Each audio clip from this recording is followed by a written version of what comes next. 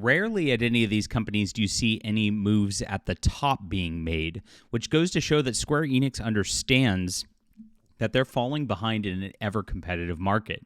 In this time where actually JRPGs and Asian studios are doing super well, Square Enix seems to be floundering, and it's because they have not had their commitment to innovation, commitment to RPGs that they've had this entire time, and a lot of what's happened has been done under the watch of Naoki Yoshida, which is interesting that he's now no longer on the company's board of directors. This is one move that they've needed to make for a while, and we're going to get into this in just a moment, so please hit the like and subscribe button as we talk about all things science fiction and fantasy here, especially when it comes to things like Final Fantasy. If you don't know, I'm an author myself, and I actually have a ton of Final Fantasy references in my For Steam and Country novel. I love this series so much, especially Final Fantasy IV and Final Fantasy VI. Square Enix is what I grew up on. Chrono Trigger's another one. So if you like a lot of fun, if you like action-adventure, these are some great books for you. It's the beginning of the month. I know a lot of you have Audible credits. The entire series is available on audiobook as well. So check this out in the description below. Thank you guys for being here and supporting our efforts as we create beautiful culture. I'd love to have a 2D RPG made out of my books here at some point. That'd be so much fun, but that's something down the pipeline. So, Square Enix announced changes to its management structure last week and published an updated list of company executive. Among other personnel changes, Final Fantasy XIV director and producer Naoki Yoshida, known by fans as Yoshi-p, seems to have been removed from Square Enix's board of directors. He became an executive officer in 2015, followed by a promotion to executive director in 2018. The official company overview still lists him as director at the time of the writing, but their latest announcement from February 27th lists him only as an executive officer, suggesting a demotion from the position. However, there's a fair chance Yoshida may have stepped down of his own volition. Although he landed the promotion thanks to a huge contribution to Final Fantasy XIV's success, he didn't like the role. In 2023, he told the Dutch publication NRC, "I don't want to be on the board. It's much more fun to make games." Apparently, he tried to resign from the role of executive director back then, but Square Enix did not allow it. In this case, the new change in rank may mean he finally got his way, although it's all conjecture at this point. Now, Final Fantasy XIV has been one of the few bright spots for Square Enix over the years. It's been an MMO that's just really kept them afloat really, really well. And with him moving out of like the game design directive sort of area and into sort of this management structure, it might have changed things and actually led to a culture that wasn't working very well for Final Fantasy XIV.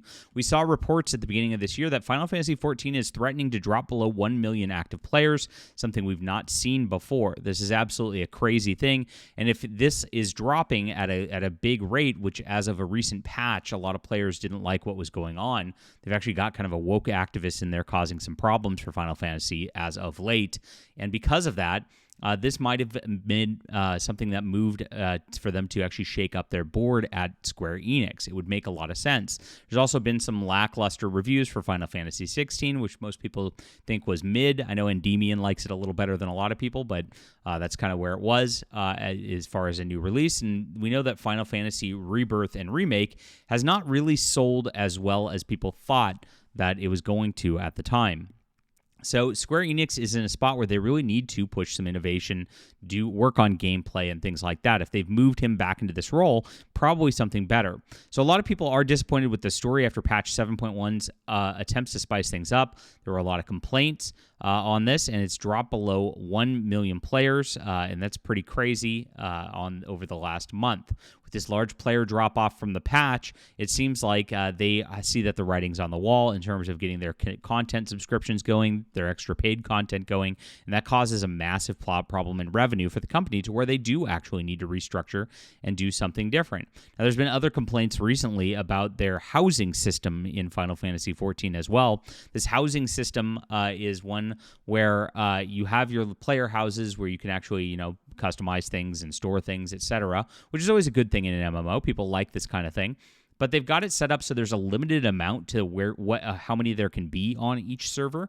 And on top of that, if you don't use your house in a certain amount of time, you actually lose it. And that actually, kind of defeats the purpose of something like this in an MMO. World of Warcraft, as you can see in this, is trying to actually do something different to compete with Final Fantasy XIV and do things a little better on that level, and to try to change that dynamic so that they don't make the mistakes that have a lot of players upset within Final Fantasy XIV as well. This is just a small element element of design that's a problem with Final Fantasy XIV right now, but it could be a part of why some of the player base is dropping off, why some of the player base isn't that happy. And of course, the story elements as of recent are a large purpose of that as well. So getting this guy out of a board position, kind of back into a role where he feels a little more comfortable, can make sense. Not everybody is suited to every role at the same time, but it is a interesting thing because, as I said, the boards don't usually shift on these companies. The upper management doesn't really change so much. A lot of layoffs happen with the lower levels. You see with BioWare and the like having giant layoffs recently. It's a lot of those lower level designer peoples that get cut first,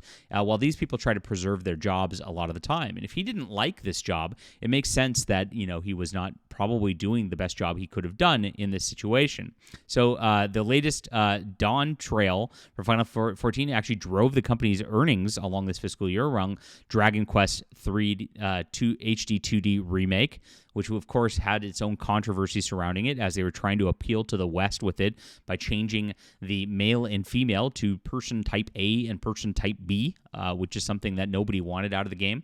Now, the game, from what I can tell, doesn't have a lot of other problems other than that, but those small little things start to add up over time with gamers, and they start to cause problems that, of course, these board members do need to answer for at some point. So if this change is happening right now, he may be moving back into something. He may be getting back into a comfortable role. It might start to shift Square Enix's priorities here. And like I said, I think they need to make a new priority of just not remaking things or trying to milk Final Fantasy XIV further. They need to get some more innovation, get some more interesting games out there like they used to have. That's something that this company's been missing for a long, long time.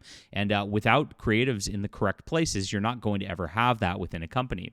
On the same front, we are seeing that a lot of other Asian developers are just running laps around these legacy AAA studios and the things like that.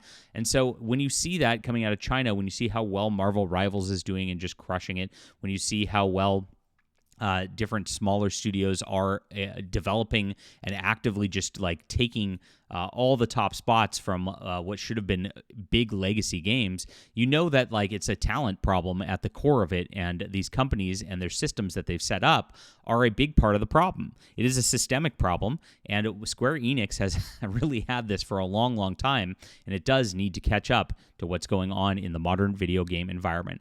All right, leave a comment down below. Are you a fan of Naoki Yoshida? I've actually seen mixed reaction on this so far. I would say that like some people are saying this is not a good thing. Others are saying that it is a good thing.